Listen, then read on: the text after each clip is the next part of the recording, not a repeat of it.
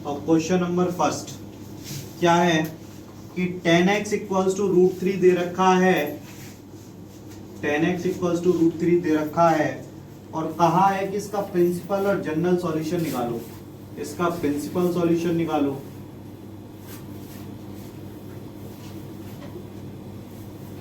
और general solution निकालो।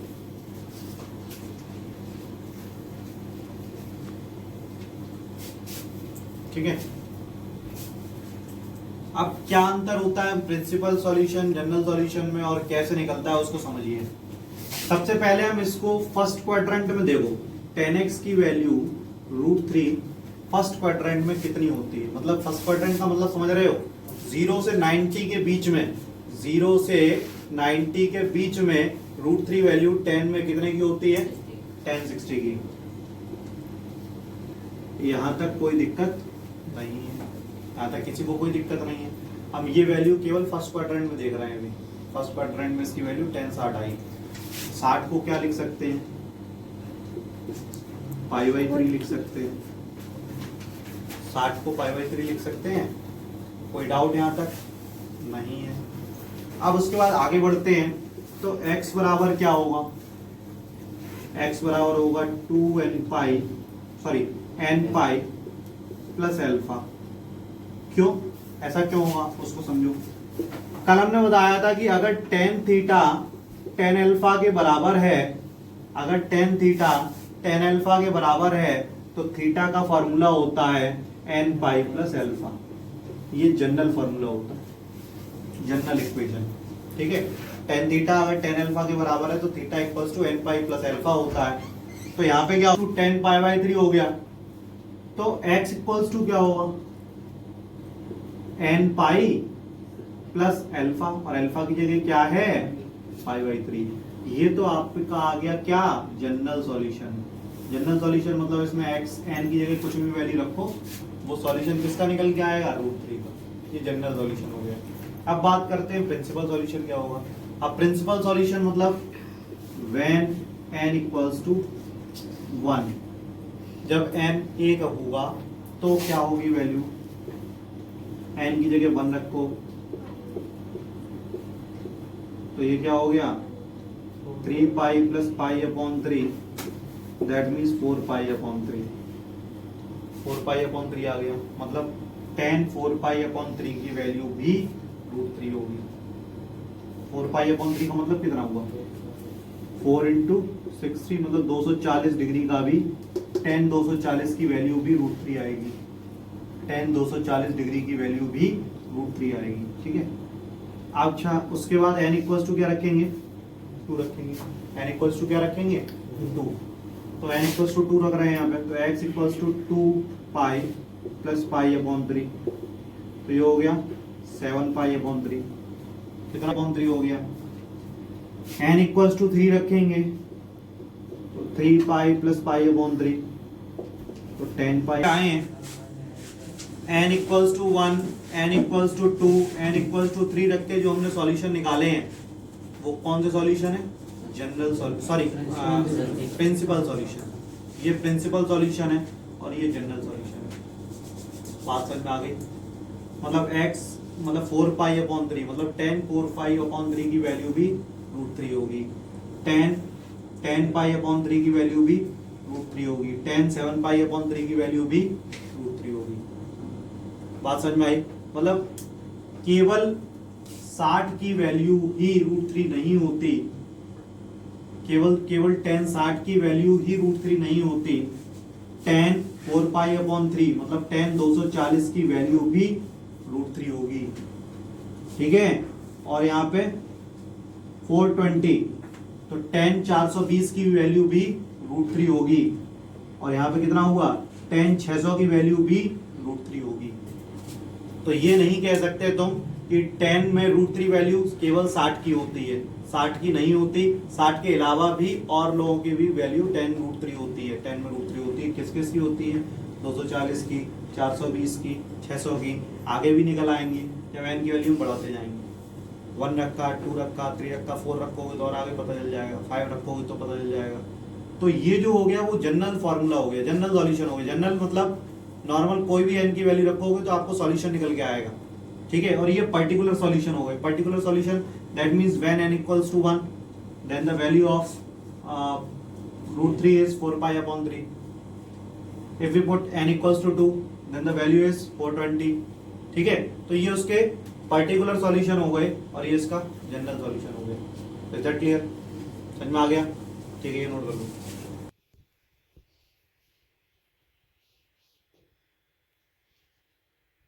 अब बात करते हैं दूसरे क्वेश्चन की, जो कि है sec x इक्वल्स टू 2।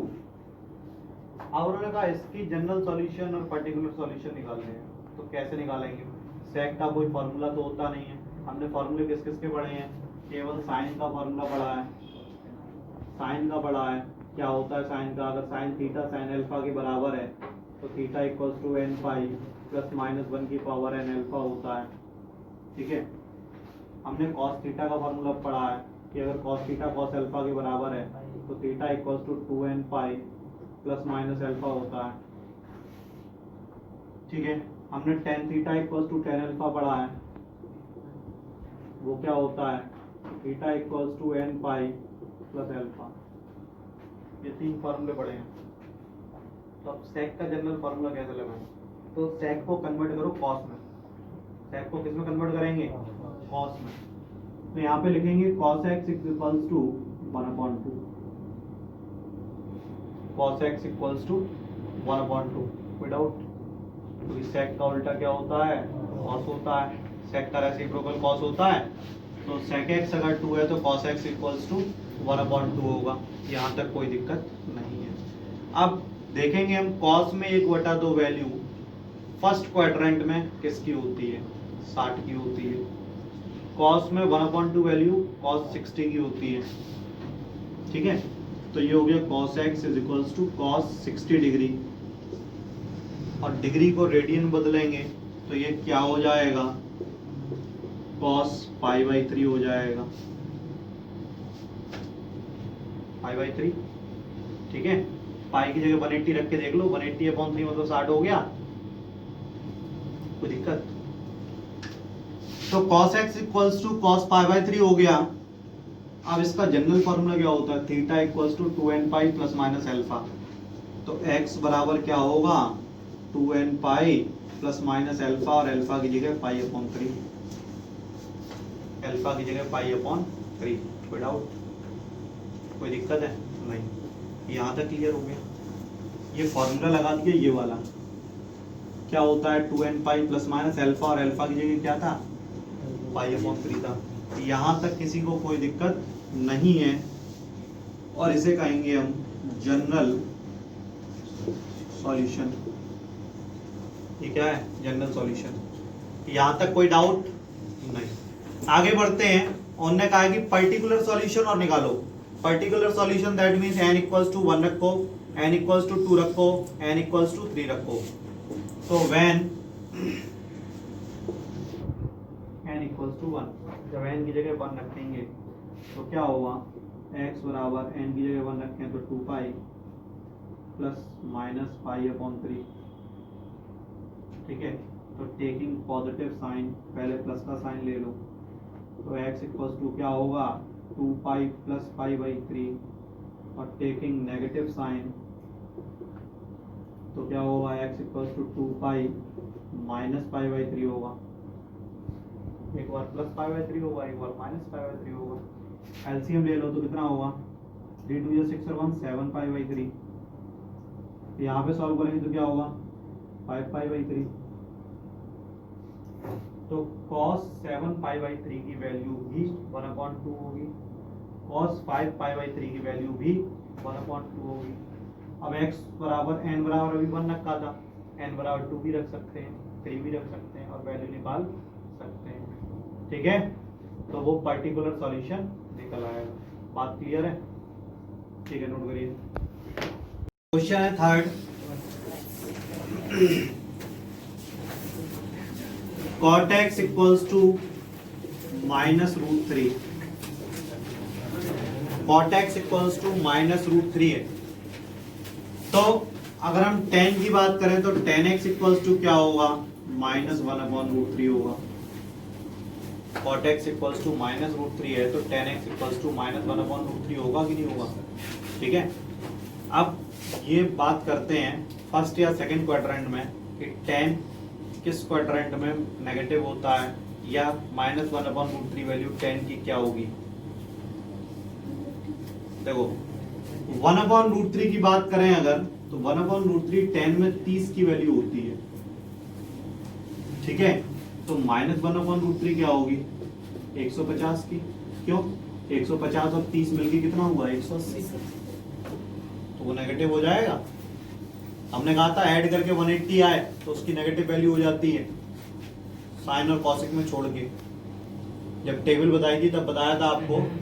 तो जो जब tan 30 की value one upon root three है तो 180 में से माइनस करो 30 को 150 आया तो tan 150 की वैल्यू क्या होगी minus one upon root three. तो ये चीज क्लियर हो गई कि ये जो वैल्यू है वो tan 150 की है। किसकी है? यहाँ तक कोई दिक्कत नहीं है, ठीक है। अब आगे क्या करेंगे? 150 को क्या लिख सकते हैं?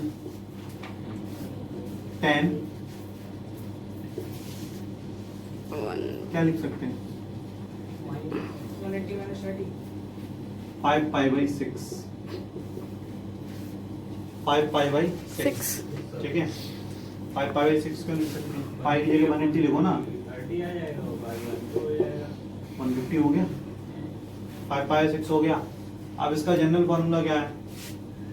x equals to n pi plus alpha, n pi plus alpha. अब n की जगह 1 रख दो, n की जगह 2 रख दो, n की जगह 3 रख दो, ये पर्टिकुलर सॉल्यूशन आ गया। अब एक चीज और सुनिए जरा, इसमें इस तरीके से अगर आप वैल्यू ना देख पाए 150 की है कि नहीं है तो इसको थोड़ी से और दूसरे मेथड से भी कर सकते हैं। वो क्या है उसको समझो। ये तो हमने पूरी वैल्यू देख ली, माइनस 1/√3 जो होता है minus one upon root three tan 150 की होती है। उसके अलावा देखिए इसको हम ऐसे भी तो लिख सकते हैं tan x is equals to minus sine वैसे ही छोड़ दो और 1/√3 वैल्यू होती है tan में 30 की, तो कोई दिक्कत है? यहाँ पे कोई दिक्कत है? हमने माइनस साइन को वैसे ही छोड़ दिया, 1/√3 की वैल्यू लिख दी tan 30। और इसको हम ऐसे लिख सकते हैं tan x equals to tan minus 30। क्यों? tan माइनस थीटा क्या होता है माइनस tan थीटा, और 30 क्या है पाई बाई 6, ठीक है। तो आप जनरल फॉर्मूला क्या होगा? x equals to n pi plus alpha, alpha की जगह क्या है माइनस पाई बाई 6, तो x equals to n pi minus pi by 6। अब n की जगह 1 लिख दो, 2 लिख दो, 3 लिख दो, ये भी ठीक है। बात समझ में आई? या तो आप ये पूरी वैल्यू रखो और उससे कर लो सॉल्व तो भी ठीक है, और माइनस साइन को आगे लिख दो, वैसे ही छोड़ दो, 1/√3 की वैल्यू लिख दी tan 30, तो माइनस tan थीटा क्या होता है tan माइनस थीटा होता है, ठीक है। इसको आगे हम सॉल्व कर सकते हैं, कोई दिक्कत है? नोट करो। नेक्स्ट क्वेश्चन जो है फोर्थ, वो आप लोग करेंगे, थोड़ी सी हिंट्स दे देते हैं उसकी कि cosec x इक्वल्स टू -2 है, cosec x इक्वल्स टू -2 है, तो sin x की वैल्यू क्या होगी -1/2। आगे क्या करोगे? sin x equals to minus और 1/2 वैल्यू होती है sin 30 की, sin 30 की, और 30 को क्या लिख सकते हैं पाई बाई 6, और ये हो गया sin माइनस पाई बाई 6। अब इसका जनरल फॉर्मूला लगाना और सॉल्व कर देना। कोई डाउट नहीं है? ये आप अपने आप आगे करेंगे। अब क्वेश्चन नंबर 5 बताते हैं, बात करते हैं क्वेश्चन नंबर 5 की, ठीक है। क्या है question? cos 4x equals to cos 2x। अब इसका हमें निकालना क्या है? General, find the general solution. General solution इसका निकालना है, तो कैसे निकालेंगे? सबसे पहले देखिए cos 4x, ये प्लस का cos 2x है, इधर आएगा तो काय का हो जाएगा माइनस का हो जाएगा। कोई दिक्कत है? cos 4x minus cos 2x equals to 0। यहाँ तक कोई दिक्कत नहीं है। अब cos c minus cos d की आइडेंटिटी लगेगी, क्या होती है, -2 sine c plus D upon two, -2 sine c plus D upon two sine c minus D upon two, यही होती है। cos c minus cos d की आइडेंटिटी क्या होती है, -2 sine c plus D upon two sine c minus D upon two. जिसको identity याद ना हो, आइडेंटिटी पहले याद कर लें, उसके बाद ये क्वेश्चंस कर पाएंगे आप। जितनी भी 11th में आइडेंटिटीज हैं, जितने भी फॉर्मूले ट्रिग्नोमेट्री के, वो सभी को लर्न होने चाहिए, क्योंकि इनको अभी लर्न नहीं किया आपने तो 12th में मैथ्स बहुत ज़्यादा दिक्कत देगी। क्योंकि बहुत जगह ये आपको इंटीग्रेशन करोगे चाहे डिफरेंशिएशन करोगे, बीच में ये फॉर्मूले लगेंगे, और जब लगेंगे तो आपको आते नहीं होंगे, फिर आपको दिक्कत होगी। इसलिए कह रहे हैं अभी जितने भी हमने फॉर्मूले लिखाए थे आपके, और नहीं लिखे हैं तो आपकी बुक में अवेलेबल है सारे, ठीक है, उनको आप लोग लर्न कर लें। अब देखिए cos c minus cos d की आइडेंटिटी क्या है, -2 sin c plus D upon two sine c minus D upon two. तो यहाँ पे क्या हुआ, -2 sin 4 प्लस 2 कितना हुआ 6, 6 अपॉन 2 मतलब 3x, sin x equals to 0। -2 को 0 की तरफ भेज दो तो क्या बचेगा, sin 3x into sine x equals to 0। कोई डाउट नहीं। अब when एक एक करके 0 लेंगे, when sin 3x equals to 0, when sin 3x equals to 0, और जब sin 3x 0 के बराबर है तो 0 वैल्यू साइन में कितने की होती है, sin 0 की। 0 वैल्यू साइन में कितने की होती है, sin 0 की। कोई डाउट नहीं। तो अब यहाँ पे फॉर्मूला देखो, अगर साइन थीटा साइन अल्फा के बराबर आ जाता है तो थीटा इक्वल्स टू क्या होता है, n पाई प्लस -1 की पावर n अल्फा। तो यहाँ पे हो जाएगा 3x equals to n pi plus -1 की पावर n, और अल्फा की जगह 0। 0 का इसमें मल्टीपल करेंगे तो 0 हो जाएगा, तो क्या बचेगा 3x इक्वल्स टू n पाई बचेगा। यहाँ से x की वैल्यू निकालें तो क्या निकलेगी, n पाई अपॉन 3। कोई दिक्कत है, कोई दिक्कत है किसी प्रकार की नहीं। आगे बढ़ते हैं। अभी हमने किसको 0 बना लिया था, sin 3x को। अब किसको 0 बना लेंगे, sin x को। तो when sin x equals to 0, तो sin में 0 वैल्यू कितने की होती है, sin 0 की। तो x इक्वल्स टू क्या होगा, n पाई प्लस -1 की पावर n 0। इसका मतलब x इक्वल्स टू, फिर से एक बार समझ लो पूरे क्वेश्चन को, फिर से एक बार देखो। सबसे पहले क्या था, cos 4x equals to cos 2x था, और हमसे कहा था इसका जनरल वैल्यू निकालो, जनरल वैल्यू इसकी क्या होगी। तो हमने सबसे पहले क्या किया, cos 2x इधर था, इधर ले आए तो माइनस का हो गया। क्यों ले आए, क्योंकि जिससे हमारी आइडेंटिटी बन जाएगी cos c minus cos d की। cos c minus cos d की आइडेंटिटी क्या होती है, -2 sin c plus d upon 2 sin c minus d upon 2, ठीक है, इक्वल्स टू 0। तो ये -2 sin 4 plus 2 3, sorry 4 plus 2 6 upon 2 that means 3, और यहाँ पे x इक्वल्स टू 0। यहाँ तक कोई दिक्कत नहीं है। -2 इधर मल्टीपल में था, उधर जाके डिवाइड में हो गया, 0 से डिवाइड हुआ तो 0 हो गया। यहाँ तक कोई दिक्कत नहीं है। अब अलग अलग 0 लेंगे, when sin 3x बराबर 0, when sin x बराबर 0, दोनों को अलग मिल गया। जब sin 3x 0 के बराबर है तो साइन में 0 वैल्यू sin 0 की होती है। तो इसका जनरल फॉर्मूला क्या हुआ, 3x equals to n pi plus -1 की पावर n, अल्फा और अल्फा की जगह क्या है 0। तो 3x इक्वल्स टू n पाई हो गया, तो x equals to n pi upon 3। कोई डाउट नहीं। ऐसे ही sin x equals to 0, sin x equals to क्या है 0 है, तो sin x equals to sin 0, तो x equals to n pi plus -1 की पावर n इंटू 0, तो ये क्या हो गया x इक्वल्स टू n पाई। कोई डाउट।